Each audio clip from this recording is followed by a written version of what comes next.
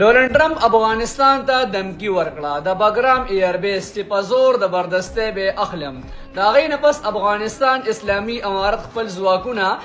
د باګرام ایربیس ته لیږلي دي د وخت کې د باګرام ایربیس چې کوم دی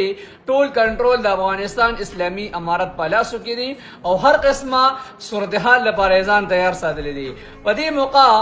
افغانستان سره کوم حالات اخوادي خورالل چاینا و سره هم د مرسته اعلان کړی دی چې موږ و سره هم ولاړیو په دې موقع ولی کوچرس پرسکا د باګرام ایربیس اخوادي خو شو د امریکای لسونو ته لاړو د ټول نه غټ نقصان به چکم دی چاینا ته وی د دې ودی چاینا چې کوم دی د افغانستان د پوره د مرستې اعلان کړی دی یو وسره څنګه پسنګ ولاړیو او د افغانستان چې کوم اسلامی امارت مشران دي د هغوی کلک وینا دا چې موږ په یو صورت باندې هم د باګرام ایربیس د امریکای صدر ډونلډ ټرمپ ته ورکول ته تیار نه یو هر تاسو دې باره کې سوې چې د باګرام ایربیس ډونلډ ټرمپ له ورکول پکار دی او کنه زما بخیال خو ډونلډ ټرمپ نه تر اوسه پورې په نړۍ کې چا خرج نه لیدلې او نه چا پیدا غشته ده دې نه ورکول کې به خیر وي